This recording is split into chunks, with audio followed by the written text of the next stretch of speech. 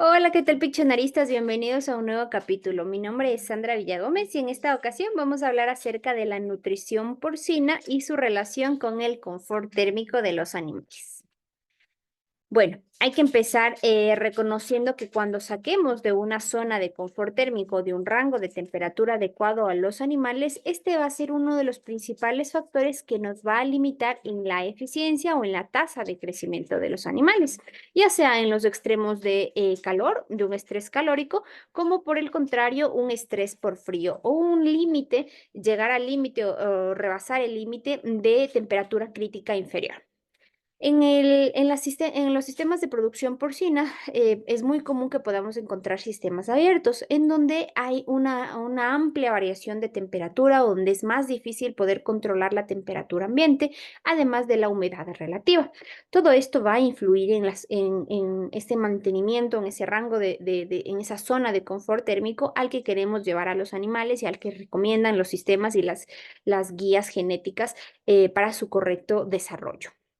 En este sentido, debemos recordar que los cerdos son una de las especies más sensibles al calor, puesto que no tienen la capacidad de sudar, por un lado, y por otro también su capa relativamente gruesa de grasa subcutánea, pues también les va a impedir el que puedan eliminar o el que puedan evaporar fácilmente su calor corporal, dado o directamente relacionado con un exceso de calor ambiental.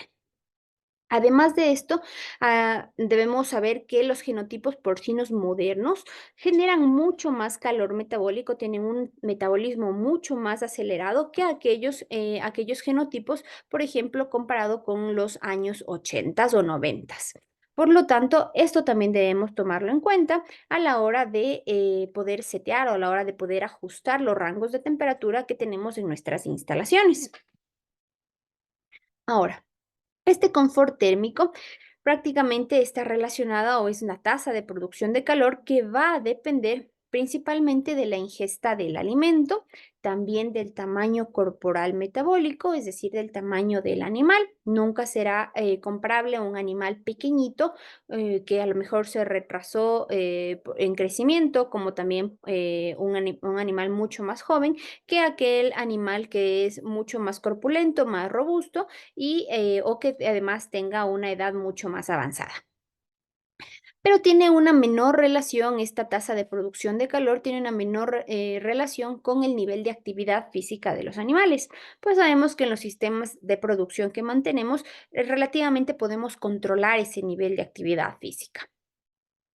Dicho de esta forma, ¿qué es la zona de confort térmico? La zona de confort térmico es aquella temperatura ambiente donde no va a afectar la tasa de producción corporal de los animales, ya sea para generar un exceso o por el contrario que haya un déficit, y que por lo tanto esa energía que tenía que estar vinculado, tenía que estar direccionada al crecimiento, a la deposición de músculo, tenga que ser direccionada, tenga que ser vehiculizada a tratar de mantener la temperatura corporal en rangos fisiológicos, ya sea para eliminar calor, como también para mantenerlo o para recuperarlo y mantener esa homeostasis.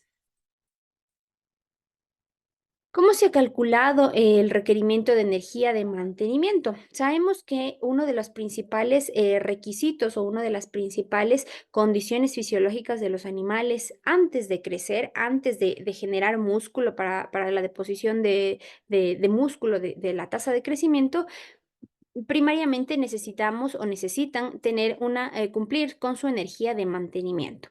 Y en este sentido, pues esta se define como la cantidad de energía metabolizable necesaria para que el animal mantenga un contenido constante de energía corporal. Una vez que esta ha sido satisfecha, va a poder direccionar la energía para poder crecer, para poder depositar músculo. En las condiciones de confort térmico, en los rangos de confort térmico que vamos a ver más adelante, cómo se calcula esta tasa de producción de calor para mantenimiento, se asume que debe ser igual a la ingesta de la energía metabolizable en cada una de las dietas. Por lo tanto, es necesario nuevamente recordar que Siempre que estemos en esta zona de confort térmico, no vamos a generar un exceso de calor metabólico de mantenimiento, como tampoco no vamos a generar un déficit de energía que tenga que desviar esa energía de la dieta para su mantenimiento corporal.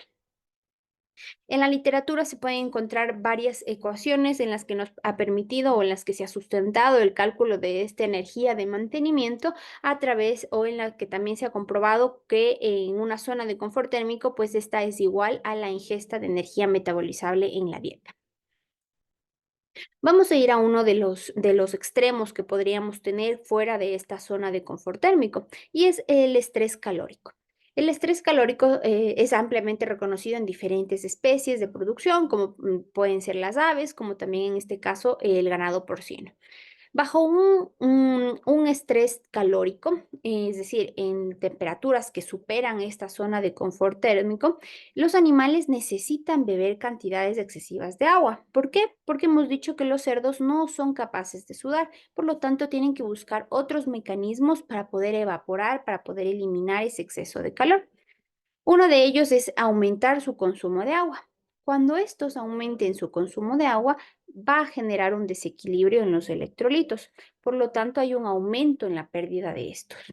¿Qué pasa subsecuentemente? El organismo acumula ácidos en consecuencia de este desequilibrio ácido-base y por lo tanto podemos ver signos clínicos como diarreas, muertes, incluso muertes. Además, aquí habrá que considerar que en un exceso de consumo de agua también estaremos alterando o estaremos consiguiendo también una mayor cantidad de purines que tendremos que consecuentemente tratar y buscar gestionar de mejor manera de cara a la gestión ambiental de estos desechos. ¿Qué otra consecuencia tiene, además del estrés calórico, un extremo de calor ambiental en los animales? Se ha determinado en diferentes investigaciones que, sobre todo en estas condiciones de verano extremas o en estas olas de calor que podrían tener los países de los hemisferios norte y sur, pero también aquellos países de la latitud cero, en donde por diferentes condiciones geográficas o incluso cambios climáticos se pueden ver estas olas de calor mucho más seguidas o mucho más rigurosas. Se ha determinado que en el caso de las cerdas reproductoras tiene un impacto o reduce la tasa de parto de estos animales de entre un 5 a un 10% en comparación con aquellos animales o con aquellas zonas de confort térmico o estaciones climáticas en donde se puede controlar mucho mejor la temperatura y reducir este estrés calórico. Cuando haya un impacto en la tasa de partos de los animales, también consecuentemente aumentan los días que no, los días no útiles o los días no reproductivos de los cerdos. Por lo tanto, también aumentará o tendrá una consecuencia en la eficiencia económica de ese lote. Adicionalmente, aquellas cerdas que puedan mantener su gestación y puedan llevarlo a fin a un buen término, hay evidencia de que hay una reducción en el desarrollo fetal de esos lechones, de esos embriones que se desarrollaron bajo condiciones de estrés térmico. Consecuencia de este desarrollo fetal reducido, también vamos a ver efectos en la calidad de la carcasa de esa progenie, de esos cerdos, cuando estos ya empiecen en su etapa de crecimiento, como por ejemplo un aumento en la grasa de la carcasa, como también una reducción en el crecimiento de los cerdos. Hablando exclusivamente de los cerdos de engorde finalizadores de esta etapa de los sitios 3 de la producción porcina, se ha evaluado, se ha estimado una reducción en la tasa de crecimiento, por lo tanto, una reducción en el peso de la carcasa de aproximadamente un 8%. De hecho, se estima que por cada grado centígrado arriba, por ejemplo, de unos 23 grados centígrados, el animal va a reducir su consumo de alimento entre 89 a 106 gramos de manera estándar. Esto puede ser muy variable dependiendo de cada una de las condiciones de humedad relativa, de temperatura del ambiente, entre otras. Ahora, ¿qué estrategias podemos tener a la mano para poder combatir o reducir estos efectos negativos del estrés calórico?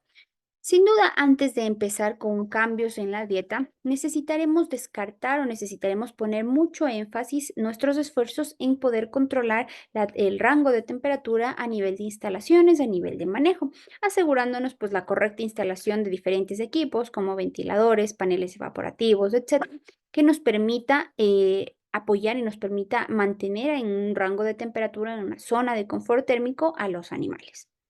Posterior a ello, estrategias que podemos apoyar a través de la nutrición para una correcta suplementación adecuada de nutrientes y que también podría aplicar estas recomendaciones para aquellas dietas de verano, pueden ser, por ejemplo, una reducción de proteína bruta, del contenido de proteína bruta de las dietas.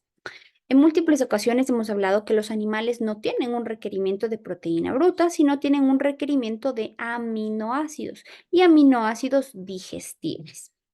Ventajosamente al día de hoy tenemos una serie de aminoácidos sintéticos disponibles para formulación que nos ha permitido pues reducir precisamente este contenido de proteína bruta y por lo tanto dejar primero el reducir esta fermentación no deseada del exceso de proteína bruta a nivel del tracto gastrointestinal y que por lo tanto nos haría paso a diarreas, como también el reducir esta excreción excesiva de nitrógeno hacia el ambiente.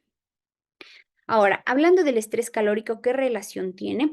Se sabe que cuando hay la proteína, hay un exceso de proteína en la dieta, esta generalmente genera un exceso de calor metabólico debido a las reacciones, a la serie de reacciones bioquímicas y metabólicas que tiene que enfrentar el organismo para poder eliminar esta proteína. Normalmente la proteína, cuando ingresa al organismo, tiene que ser descompuesta en aminoácidos. Son estos aminoácidos los que se van a utilizar para construir proteína, para sintetizar proteína, para sintetizar la proteína del músculo, como para sintetizar la proteína que se van a ocupar en diferentes otras funciones fisiológicas. Cuando hay un exceso de aminoácidos, un exceso de proteína, estos tienen que ser oxidados, tienen que ser eliminados, tienen que ser desaminados. En este proceso de desaminación, lo que se va a hacer es que se va a eliminar el grupo amino y se va a quedar libre el amoníaco. El amoníaco sabemos que es una sustancia tóxica que tiene que el organismo eliminarla a través o en forma de urea. ¿Cómo lo hace? Al incorporarse al ciclo de la urea. No obstante, en esta cadena de reacciones metabólicas, esto necesita energía para que el organismo pueda hacer estos procesos de eliminación, de desaminación, de oxidación. Pero en este mismo proceso de que necesita energía, también genera energía a través de la oxidación. Por lo tanto, esto aumenta la producción de energía corporal, energía metabólica, que va a complicar el que el animal pueda eliminar correctamente ese exceso de temperatura que está siendo vehiculizado a través del ambiente y que aún más se está generando a través de su metabolismo. De hecho, se estima que las proteínas generan de un 20 a un 30% de calor metabólico más que aquellos otros nutrientes como por ejemplo las grasas. Las grasas generan de entre un 2 a un 5% del calor metabólico durante sus procesos bioquímicos, sus reacciones bioquímicas, su metabolismo. Las proteínas, por lo tanto, generan muchísimo más calor metabólico en comparación con las grasas o los carbohidratos. ¿Qué otra estrategia tenemos alrededor de la proteína, del nivel de la proteína? Pues sin duda utilizar fuentes de alta digestibilidad, porque va en el mismo sentido, va en el sentido de apoyar, de reducir, de llegar a esa nutrición de precisión, de facilitar el metabolismo a los animales y que por lo tanto las tasas de calor metabólico sean minimizadas. Otra de las estrategias que parcialmente la hemos hablado con la proteína es la inclusión de grasa. Los animales necesitan energía para sus diferentes funciones, para procesos metabólicos, como hemos dicho, el proceso de oxidación de los aminoácidos, pero también necesitan energía para poder construir músculo, para poder crecer, para sus funciones reproductivas, etcétera.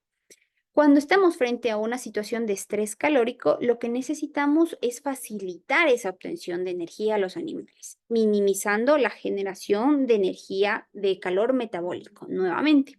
En este sentido, la inclusión de grasa, de aceite directamente en la dieta puede ayudarnos a minimizar este calor metabólico. De hecho, se estima que el pasar de 1,5% de inclusión de aceite en la dieta a un 4,5% de inclusión ha mejorado la tasa de crecimiento hasta en un 8% cuando los animales están sometidos a un estrés calórico. Otros estudios lo dan hasta una inclusión de un 8%, en donde evidentemente aumentará la densidad energética y si se puede fijar o recomiendan fijar la relación con la lisina, pues tiende a mejorar de entre un 8 a un 15% la tasa de crecimiento y la eficiencia alimenticia. No obstante, aquí sí que hay que destacar que en este estudio en el que se pasa de una inclusión del 1 al 8%, sí se encontró un efecto negativo en el aumento de la grasa dorsal.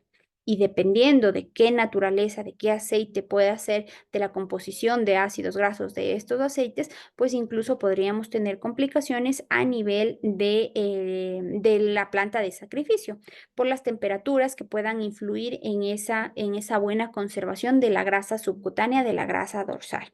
Y que por lo tanto pues nos pueda traer problemas también a nivel de la carcasa, de esa calidad de carcasa que se va a comercializar. Pero de forma general, el concepto es que la inclusión de grasa, de energía líquida, dicho de otra manera, nos va a ayudar a reducir la tasa de producción de calor metabólico y por lo tanto le va a ayudar al animal al menos a controlar la producción de su calor a través del metabolismo para facilitarle la eliminación del calor ambiental que también está sufriendo. Ahora, ¿qué pasa cuando estamos frente al otro extremo, al estrés por frío?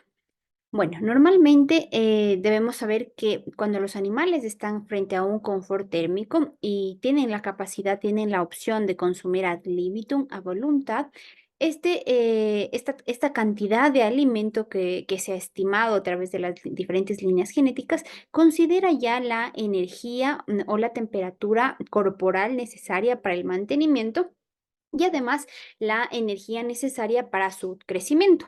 Entonces, por ejemplo, cuando hablamos de cerdos que pueden pesar de entre 20 a 35 kilos, se estima que su consumo aproximadamente puede ser de 1,7 kilos día.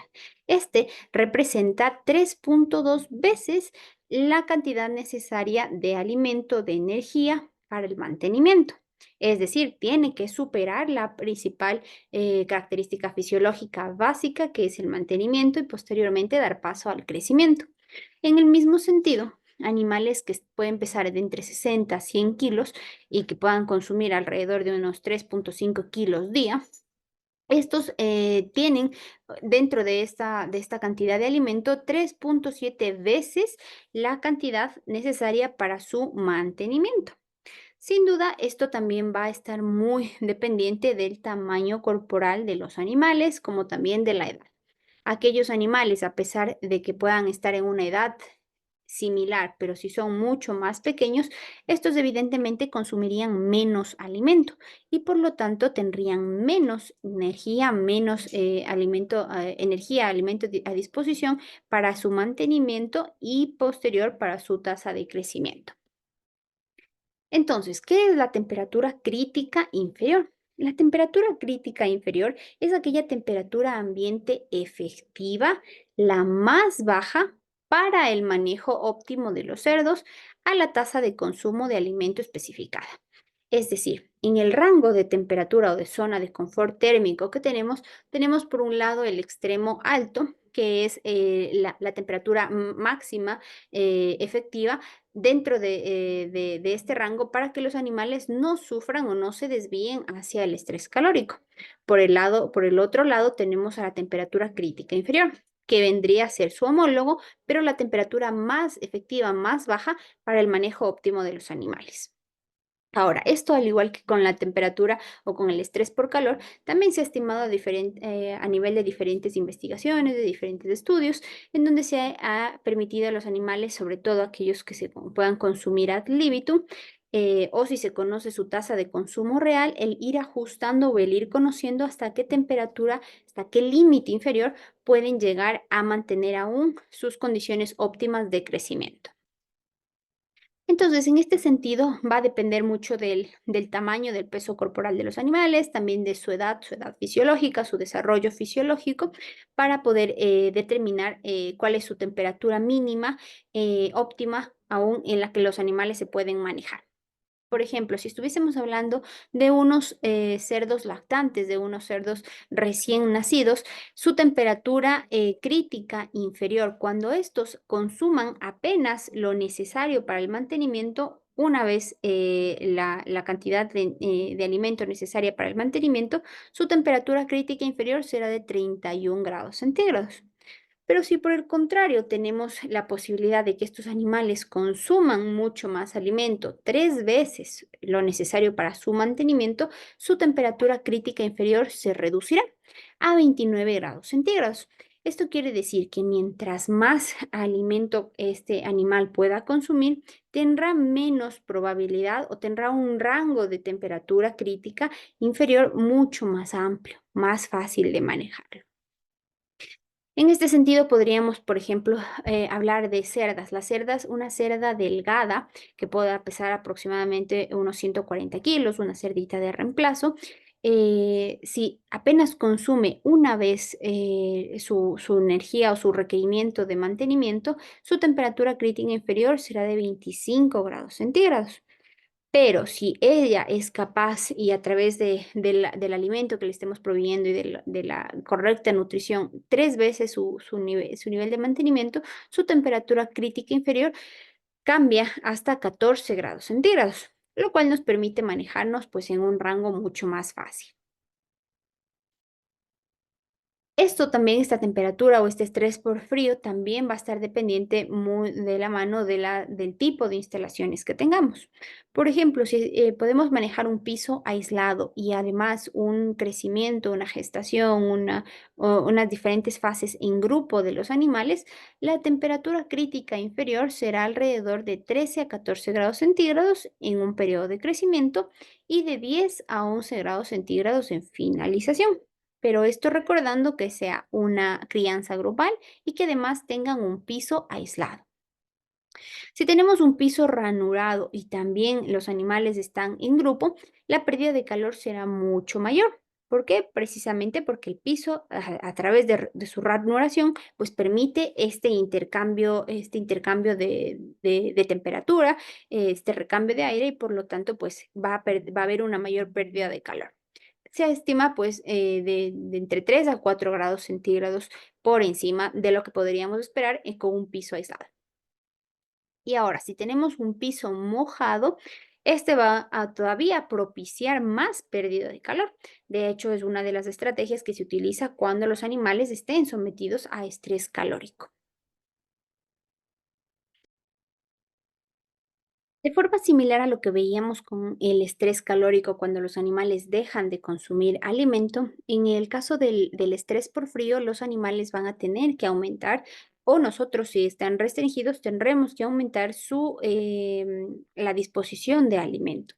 Por ejemplo, se estima que un animal que pese 20 kilogramos, vamos a tener que adicionar 13 gramos de alimento cada día por cada grado centígrado de frío, inferior a esta temperatura crítica de inferior, este límite crítico inferior. Si un animal pesase 100 kilogramos, tendríamos que añadir 35 gramos por cada grado centígrado fuera de este rango de temperatura inferior por cada día. Ahora, en diferentes investigaciones se puede estimar que esta ingesta adicional de alimento puede ayudar a compensar, puede ayudar a minimizar esa reducción en la ganancia diaria de peso que puede estar mermada por todos estos procesos fisiológicos que está ocurriendo en el animal. En consecuencia, una reducción de consumo de alimento, pues también va a haber una reducción de ganancia media diaria de peso. Por lo tanto, tanto el extremo de calor como el extremo de frío nos va a afectar la tasa de crecimiento. Se estima que la ganancia diaria de peso se reduce de 13 a 19 gramos por cada grado centígrado de frío que pasen los animales. Por lo tanto, pues aquí hay que poner mucho ojo en tratar de controlar ese rango de temperatura. Ahora, ¿cuál es el rango de temperatura que hemos ido hablando y que se recomienda para las diferentes edades o las diferentes fases de los animales? Por ejemplo, para aquellos animales, a esos lechones recién nacidos, se habla que su rango de temperatura óptimo está entre 30 a 32 grados centígrados. Es muy limitado. Prácticamente la brecha que hay entre estos grados centígrados, pues es bastante corta de 2 grados, de entre 30 a 32. Conforme los animales crecen y tienen ya esa capacidad de termorregularse, tienen ya la capacidad de aumentar esa grasa subcutánea también, que lo más crítico al inicio de la vida de un lechón es el frío más que el calor, porque es imposible que estén pasando por un estrés calórico a menos que las condiciones ambientales sean sumamente abismales, sean sumamente abruptas. Conforme avanza la edad del animal, pues esa temperatura, ese rango de confort térmico, pues va a irse ampliando, va a irse siendo mucho más manejable. En un animal que pese entre 5 a 20 kilos, se estima que su rango de temperatura puede ir de 24 a 30 grados centígrados. Sobre 30 grados centígrados estaríamos hablando de estrés calórico y por debajo de 24 grados centígrados estaríamos hablando de estrés por frío. En aquellos animales que pesen entre 20 a 60 grados centígrados, se estima que su rango está entre 20 a 24 grados centígrados. Y finalmente, en aquellos animales que superan los 60 grados, los 60 kilos de peso, pues su rango de temperatura puede estar entre 18 a 22 grados centígrados. De este modo, ¿qué consideraciones finales vamos a tener? La primera, pues hay que recordar que los animales son sensibles a los cambios en el ambiente térmico efectivo y por lo tanto hemos hablado de este rango o esta zona de confort térmica. Cuando nos desviemos de esta vamos a tener las consecuencias tanto de estrés calórico como también de estrés por frío. En cualquiera de los dos casos, la tasa de crecimiento se va a ver mermada. En el primer caso, en el estrés por calor, los animales dejan de consumir alimento y por lo tanto su tasa de crecimiento se reduce, su tasa de ganancia media diaria. En el caso del estrés por frío, de igual forma, los animales tendrían que compensar, tendríamos que estimular el consumo, el incremento de consumo de alimento para que estos puedan recuperar, puedan minimizar esa pérdida en la ganancia media diaria. Sin duda, el tamaño corporal está correlacionado con el nivel de grasa de los animales y por lo tanto con la tasa de pérdida de calor o de conservación de temperatura corporal. Un estrés por frío va a reducir la tasa de rendimiento, a menos que podamos compensarla a través de aumentar la tasa de consumo del alimento. Esto no es fácil, necesitaríamos diferentes estrategias para estimular ese consumo del alimento, de tal manera, pues, sin duda, la primera opción siempre será regular en la temperatura ambiente a través de las instalaciones antes que empezar a descartar opciones por el lado de la dieta.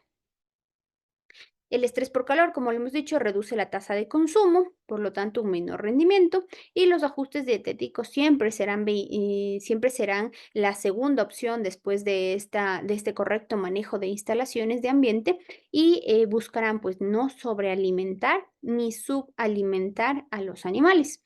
Hemos hablado de estrategias, por ejemplo, en el caso de reducir el contenido de proteína bruta, múltiples ocasiones hemos hablado de esos efectos o esas consecuencias negativas de la fermentación de la proteína que no es digerida por parte de las bacterias a final del tracto gastrointestinal, que por lo tanto generan disbiosis. Hemos hablado ahora del costo energético que tiene esa eliminación, esa oxidación, esa desaminación de la proteína, de los aminoácidos para poder ser eliminada del organismo y que por lo tanto pues también nos va a traer consecuencias en esa tasa de crecimiento efectiva. Espero que haya sido de gran utilidad. Nos vemos en un siguiente capítulo.